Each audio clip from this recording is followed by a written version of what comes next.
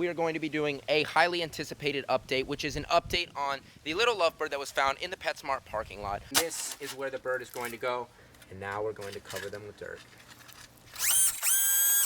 What is up, everyone, and welcome back to the channel, guys. I hope all of you guys are having an amazing day. And for today's video, we are going to be doing a highly anticipated update, which is an update on the little lovebird that was found in the PETSMART parking lot. I know I've been having a ton of people. I think this video has almost 8,000 comments on it, which is crazy. We're at over 700,000 views, I believe, right now, and it is just absolutely crazy. So I've been meaning to do this update. I mean, I filmed part of the update a couple of days ago, but now I'm going to get to the full part of that update. But before we jump into the update on the lovebird, I have a couple things that I need to take care of around the house, which include a little modification to the Rhino Iguana cage, and I need to show you something with Xeno, my Lewisai hybrid, for all of you guys. I think it's very important that you guys see. So we're going to hop into that right now.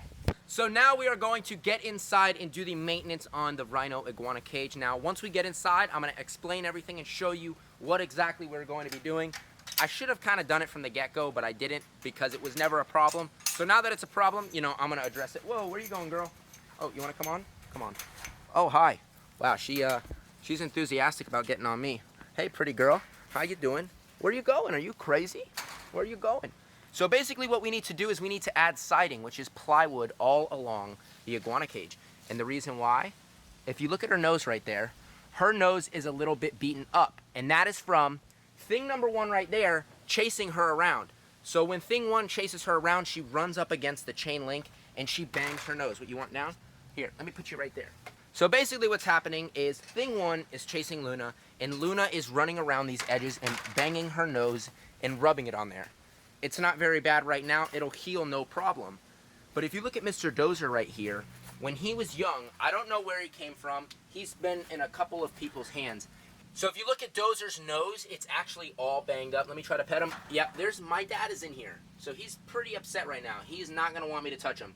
So he has bad nose rub from that. So what we're going to do now is we're going to add siding. So if you see this plywood here, we have 8-foot pieces over on the side of the house. We're going to cut them to length and add them along the border. And then right here, we're going to need roughly 4 feet, just enough to go from that pole right behind the cinder block. So we're going to go head over to the side of the house and do that right now.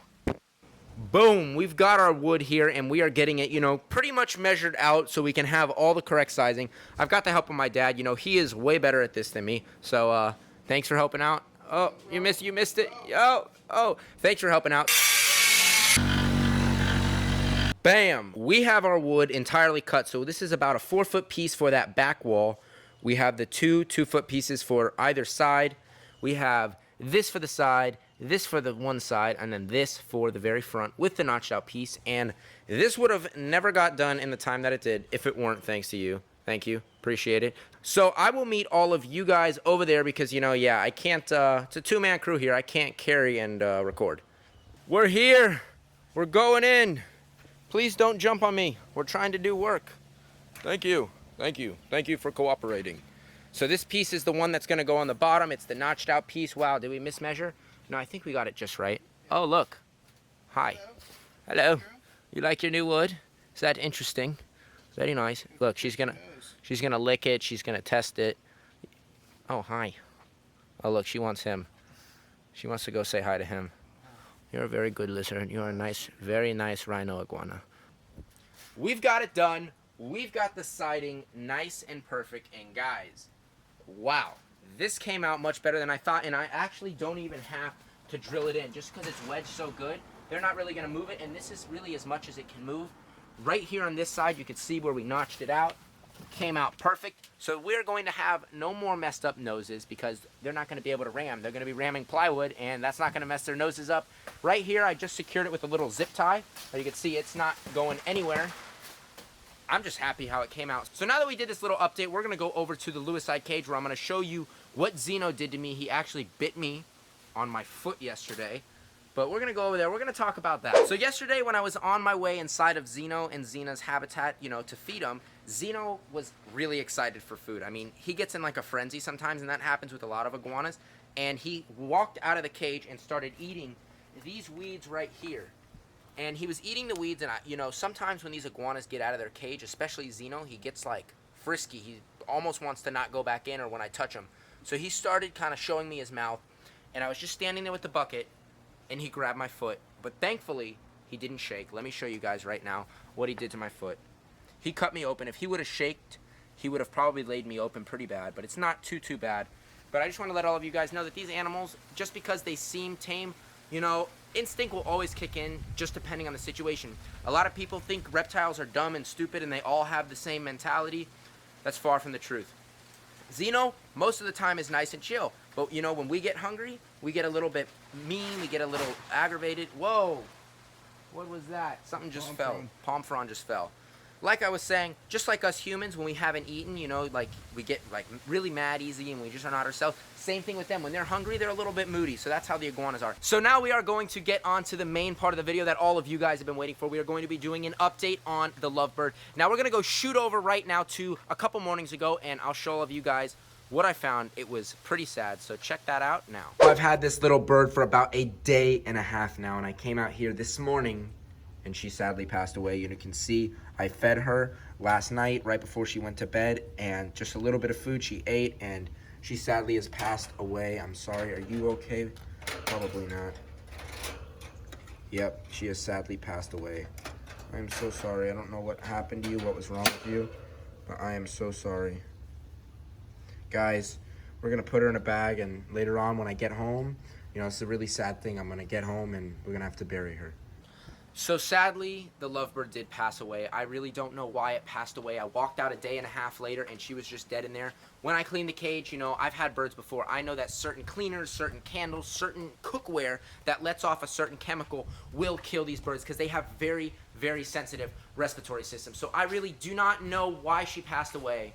You know, I don't think it was something that I did. I think it was sick. Given her mate had passed away and now she had passed away, it really is just so very sad. So we have her right in here with her other mate, and we are going to bury both of them here. You know, you can see them. They are frozen in here, and I have the perfect spot to bury them right over here. It really is sad. I mean, I don't know why anyone would dump an animal like that. You know, they could have walked into PetSmart or at least stood outside of PetSmart and said, hey, I can't take care of this bird anymore. You want it? But no, people have to be terrible. You know, this is why people shouldn't own animals. Most people can't even take care of a dog or a cat, and then they get birds that require special diet, special care, and most people don't know. They go into a store and they see a cute little bird, and they buy it, and next thing you know, it's dead, and that's what's pretty bad about the pet trade. The pet trade can be great if you know what you're doing, but sadly, stores will sell to just whoever. Guys, this is the spot. We're going to start digging here, and then this is where the bird is going to go. You know, these two birds are not going to require that deep of a hole, but I want to give them a proper burial. Since the other one was literally just dumped in a plastic bag at PetSmart, and then the other one passed away just a day and a half later, it's only right to give him a proper burial.